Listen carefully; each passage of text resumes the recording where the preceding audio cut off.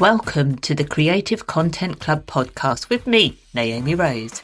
If you are a business owner who wants to consistently create content that connects and converts into clients, this is the podcast for you. I hope you enjoyed today's episode. Let's get right into it.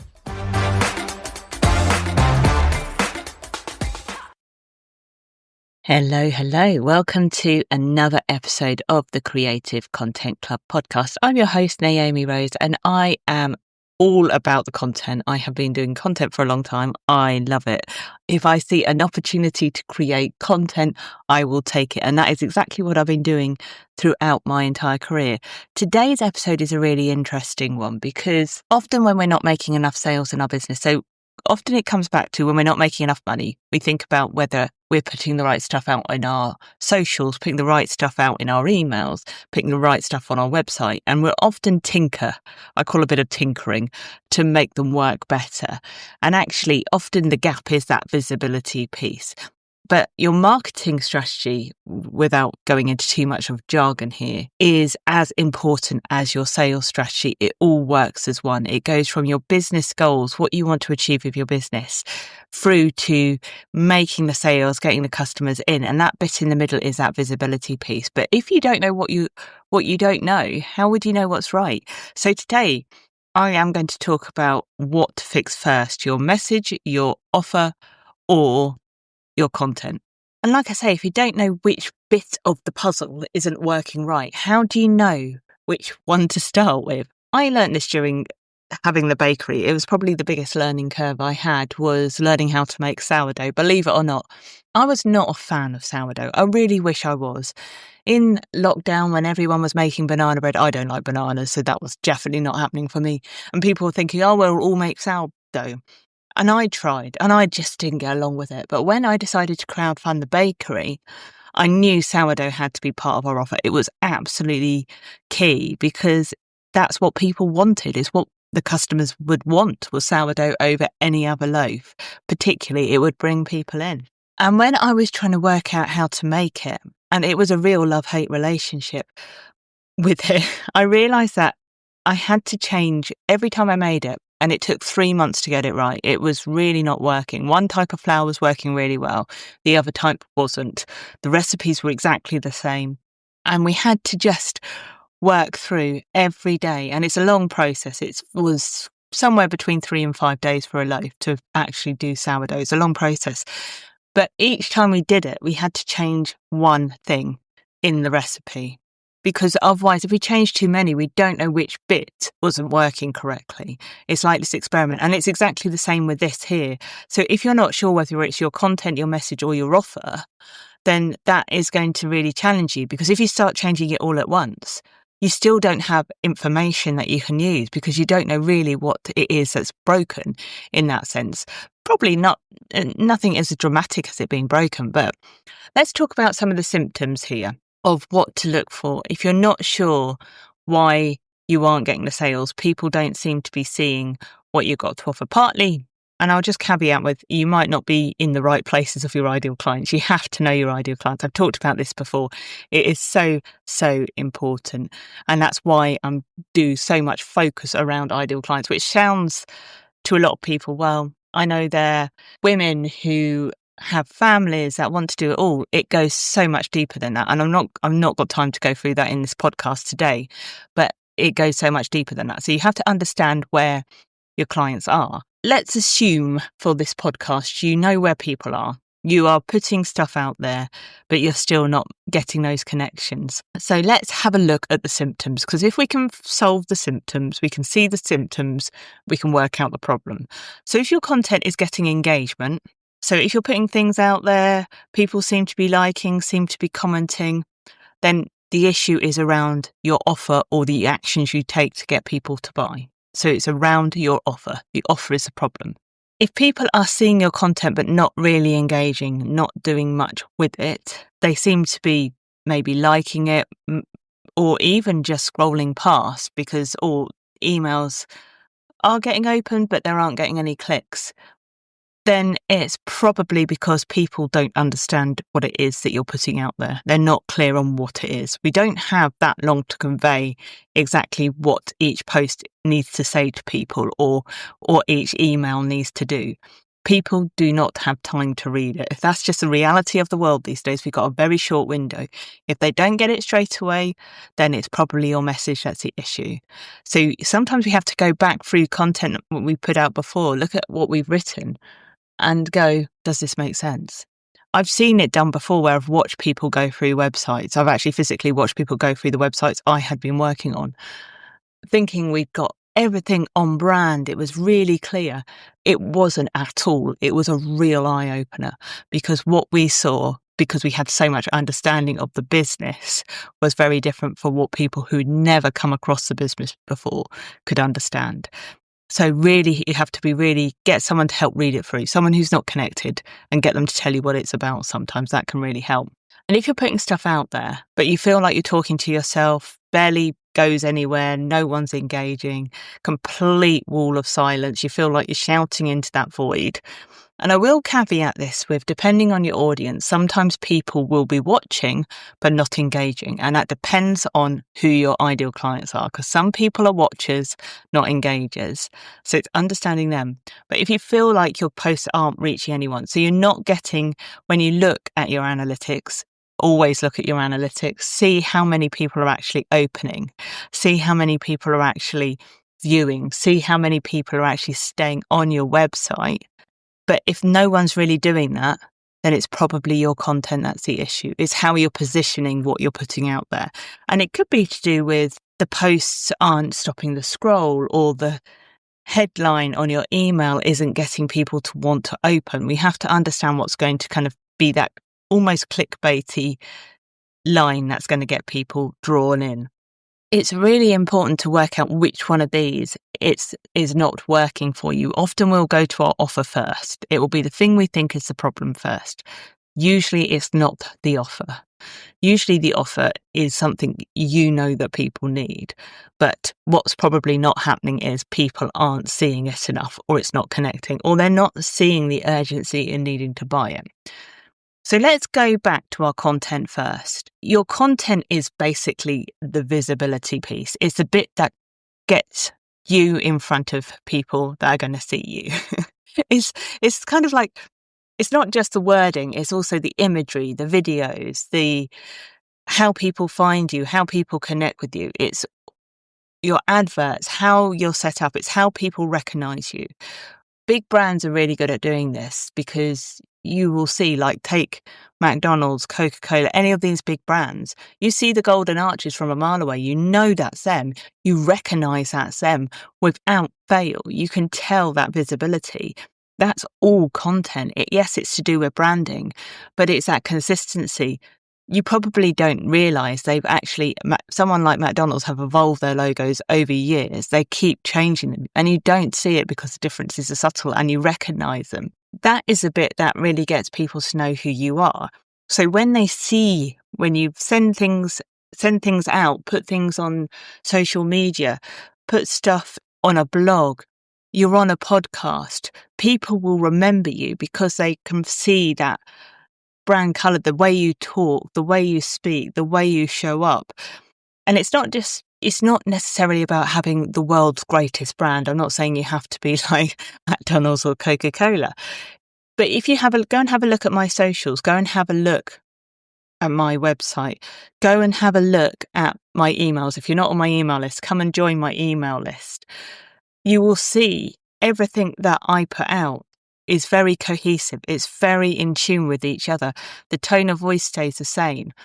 It keeps reflecting who I am, my values, my personality, but also the colours that people associate with me, the style I do, the types of posts I do. I'm not throwing out random stuff. I don't throw out random stuff. It's a consistency of showing up, doing the same thing over and over and over again. Because what happens sometimes is when we get to a point of thinking our content isn't working, we stop it and change. And that gets less visibility. People see that consistency. Yeah, it's boring. Content is boring. I keep saying this over and over again, but that repetition, again, go back to Coca-Cola, McDonald's, they say the same thing over and over again. Do we get offended by it? No, we remember who they are. So that's what we need to do. It's about showing up in the same ways over and over and over again. And we can use our content to do that. You don't have to spend thousands of pounds on a brand. I have not. I don't spend thousands of pounds on my brand at all. And I haven't spent thousands of pounds on my website. I don't believe you need to do that to be successful in business. You absolutely can. And when you get bigger, you can. But this is not what this podcast is about. But think about that. Think about, are people really connecting with what I'm putting out there? If they're not, why not? Ask that question. So the next part then is the messaging. And we often get fixated on the messaging a bit, which it is important. Sometimes it is. You've got to remember that not everybody's going to read everything you put out there. So you can write the most amazing email or create the most amazing website. People won't remember it. The only person that will remember it is you. People see visuals and imagery over words 60,000 times. They can process it 60,000 times faster. That is the stat of how much people can actually process imagery. So we need to use that to catch people in. And then the messaging is what we use to really be super clear. The baked beans effect, as I say, do what it says on the tin. That describes exactly what you do. Doesn't need to be fancy, doesn't need to be jargony. If you do that, you've lost people. You know more than your ideal clients. I could talk to you in a lot of technical jargon to do with content marketing in this podcast. You would switch off and get bored. Even I get bored if I start talking in technical jargon. No one understands it. In case you're wondering what the bell is, it's my cat. He has joined me for today's podcast. He is sleeping. Just be grateful he's not actually snoring, but he's sleeping on my desk. He's been out all night, so he's had a busy night. Your messaging needs absolutely to nail on the head what you do really simply. People need to get what you have to sell. If they don't, if they have to work at it, if they have to try and understand, they're not going to buy. So you want to speak to those symptoms, talk to the symptoms of what people are experiencing, show the transformation and the results that people will get, but make it simple. It's not about dumbing down. You don't have to show you're clever to be the expert.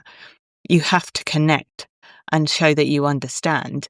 Your knowledge will come later. People will understand that you know a lot more than they do. Ultimately, people just need a solution, but they don't know what the problem is, but they know what the symptoms are. So that's what our messaging has to talk to.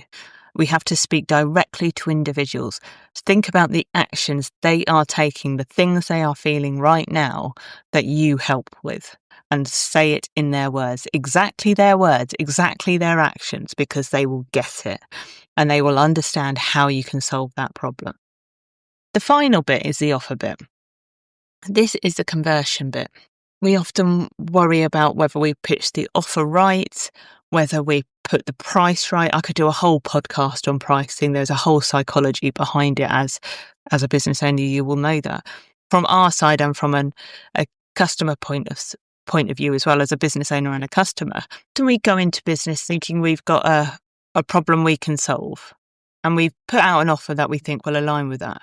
Actually, we need to really understand what it is that people need. What problem is it going to solve, and what format do we need to deliver it in that really resonates?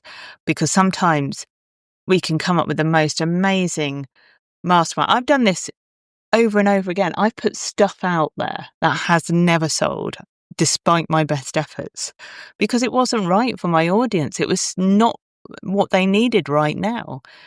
And that was me just thinking, oh, I bet they would need this, without actually really listening, really understanding what they would need and what they could actually do with right now.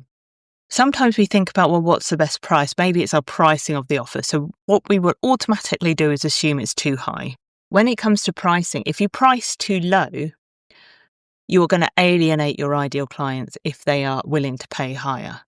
So it's a bit like the speed limit. I always think if you go over the speed limit, you're speeding. If you go under the minimum speed limit, you're going too slow. Either way, you're going to get fined. It's the same with your pricing. You have to think about what is going to be the price that people are willing to pay for this, and something that you're comfortable with. It doesn't have to be cheap as chips. If your ideal clients are actually more willing to pay for more expensive solution, price it at that.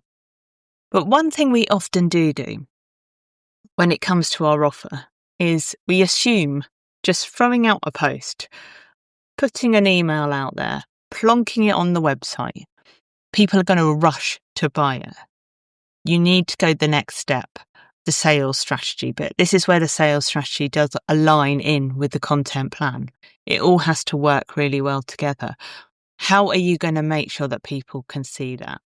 I know for me, personal outreach works really well. Sending people messages, voice notes, communication, doing masterclasses, doing launches. I've just done a launch.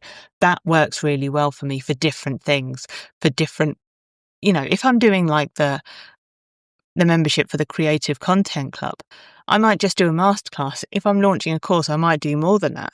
Sometimes if I'm doing like doing my one-to-ones, it might be more around that personal outreach element.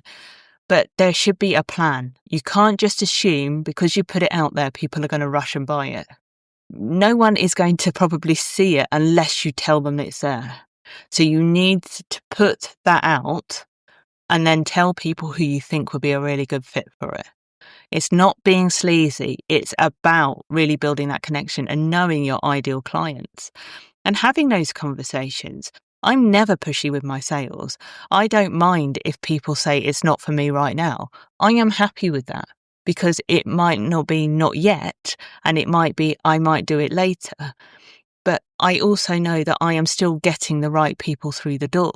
So sometimes we have to have these conversations with people that actually understand what they do need. I'm not being sleazy with it. I wouldn't push someone into buying something if I didn't think it was right. I'm very honest about that. I've told people not to buy from me, but not to buy from me. So sometimes it is about your offer. It might be good enough. It's just that you're not got that next step, that sales element to it. So, and it takes time. People don't buy instantly. We always assume that if we put our offer out there, it's going to fly out the door. Very rarely does that happen unless you're doing a big launch. Or not even a big launch, just a launch. Sometimes that does happen when you're doing that and you've been building it up and you've been talking about it and building up that momentum. It will sometimes take a while for people to buy. It will sometimes take a little bit of time for people to buy. My best advice for this is to have a look and think about what it is that's not working. My guess it will be around the messaging and your content. They're the two things that are probably the gap rather than your offer. Content is a visibility. The messaging is how you really connect with people, and the offer is converting into customers. So think about all of those bits and how they fit together, but focus on fixing one at a time, because then you can work out which bit isn't working. There is no easy answer to finding the solutions to this, but it's all about just trying, testing, learning, giving it time. We always assume that everything's going to happen really quickly. It isn't. It takes time to build. It takes time to do stuff, and it takes that consistency. So be consistent. Try just tweaking a few things and see what happens. I hope that's been useful for you today. I'll be back again next week with another episode of the Creative Content Club podcast. Thank you for listening to the Creative Content Club podcast with me, Naomi Rose. Don't forget to hit that subscribe button and give this podcast a review. If this episode gave you clarity or sparked a new idea, I'd really appreciate it if you could share it with someone else who would find it useful. If you haven't already, give me a follow on Instagram and come and connect with me on LinkedIn. And finally, don't forget to check out the show notes to take my quiz to find out exactly why your content isn't converting into clients. Thanks again for listening, and I'll be back again next week with another episode.